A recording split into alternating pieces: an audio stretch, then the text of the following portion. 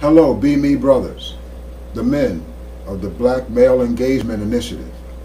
My name is Mark Matthews. I'm the founder of an organization called Clean Slate America. So welcome to the national headquarters, my basement. I want to first thank the Knight Foundation and the Open Society Foundation for their vision in putting this initiative together. The work that I've been doing over the last few years, helping people re-enter society, the returning citizens, and people that have criminal records who cannot find employment, has been done through collaboration. Just like most of you, I'm a one-man show. I do the direct service, the administrative work, the collaboration, forming partnerships. It's all a one-man show. So I'm talking to you at the end of another grind. But I'm enthusiastic, I'm excited about this opportunity to find out about what you do and see how we can support each other in helping our brothers, our families, our neighbors, and our communities. Clean Slate America specializes in criminal record expungements. For the last 6 years, we've been offering free criminal record expungement workshops to the residents of Maryland. It's open to the public. Practitioners attend, service providers attend, and the general public attends.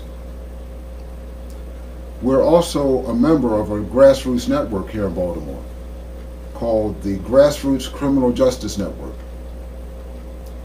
So, being a member of that organization, I've been fortunate enough, blessed enough, to touch thousands of lives.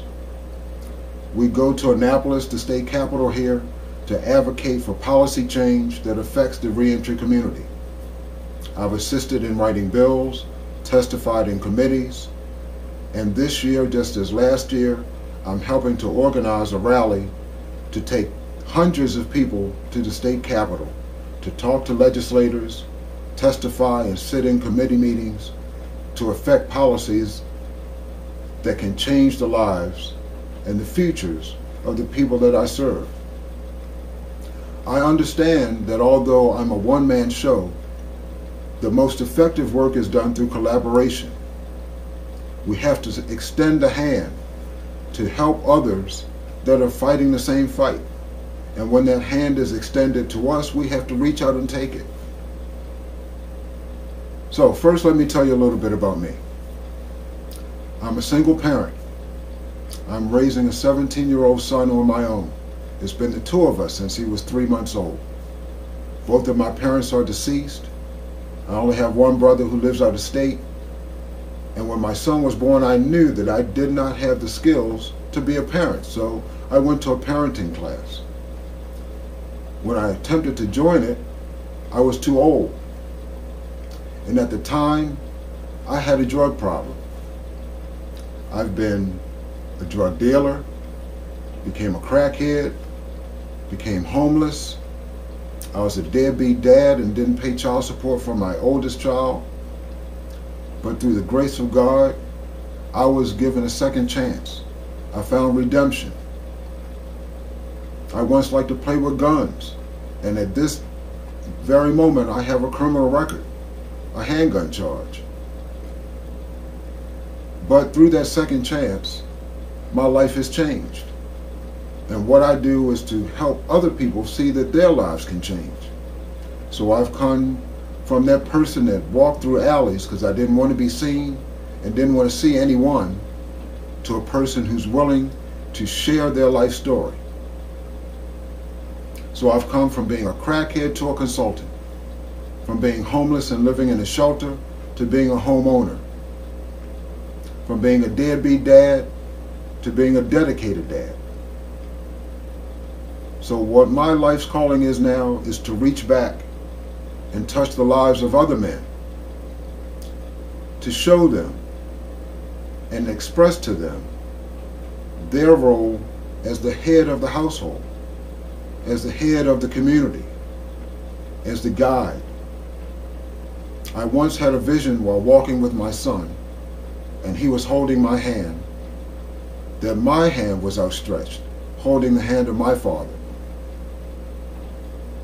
So, my life has been varied. My experiences have been full. I was raised in a two-parent household, and my dad, although he wasn't very engaging, he showed me through his actions what it meant to be a man. When I would wake up in the morning, he'd already be gone, going to work every day. He became the first black foreman at the steel mill where he worked. He was a provider, and his example showed me what it meant to be a man. I formed an organization called Matthews Motivation and Instruction back in 1996. I provided life skills and parenting skills training based on the training that I received in the parenting skills class that I attended, which was 6 months long, and at the end of which you became a certified parenting skills instructor. So I didn't want to hold that information to myself. I wanted to share it with other brothers that I saw struggling to be a father.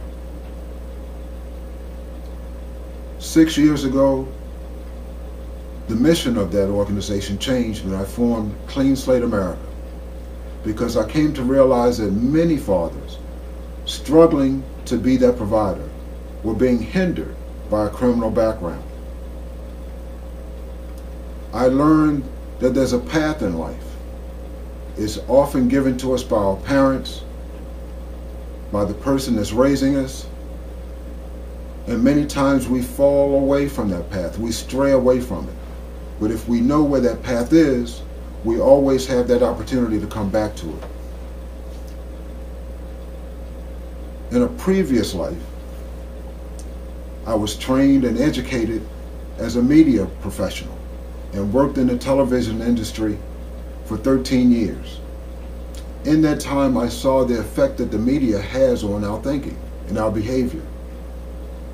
Today, many of our young men form their basis of manhood on television, music videos, music, all sorts of media, entertainment. But they take that entertainment as reality and base their existence upon it. So part of what I do is I go to mentoring programs and speak to young boys and men. I go to schools, I speak at community organizations to let people know that life cannot be based upon entertainment. Life has to be based upon reality. And real examples of men are all around them if they take the time to notice. By providing life skills and parenting skills training and financial literacy training, I'm doing what I can to prepare men to be what they're called to be. I've been fortunate enough to go inside the prison to teach financial literacy to young men and older men who are preparing to be released. Because if you don't have an understanding of how to control and manage money, you're not going to go very far in this society. So, through the work that I've been doing, the collaborative work, reaching out, accepting the knowledge of others, and integrating it into the work that I do, I've been blessed. But that blessing comes from blessing others. I may not be a religious man, but I'm a spiritual man. So every day I pray for the people I've yet to meet, because I have no idea who tomorrow will place in front of me. But I want to be sure that I'm prepared and that they're prepared. For I may bless them, they may bless me, or we may come together to bless someone else. Every week I go to a men's talk where I sit with other gentlemen who share their life experiences. For iron sharpens iron. And we strengthen each other, we support each other, we nurture each other. Because that's what men did at one time in our community. We have to get back to that. So again, I'm so thankful for this initiative. For all across the nation, we have the chance to do just that. Years ago, there was an organization called the Black Panther Party. They did many good things in the community. But what I saw as their most important and effective tool was their newspaper. It allowed men in Philadelphia to know what men in Oakland were doing, how to survive, how to support their families, how to fight the oppressions that were being placed upon them. So now we have the internet. We have a new way of communicating, to support each other, to strengthen each other, to engage each other. So I look forward to the opportunity to be a resource, to be a strength, to get new information so that I can continue to do the work that I'm doing. As a one-man show, as most of us are, we also look for financial resources. So again, I'm thankful for this opportunity to have that chance to gain financial resources, to expand the work that I do. For the need is great, the harvest is great, but the workers are few. But the workers need tools. And in this society, tools often cost money.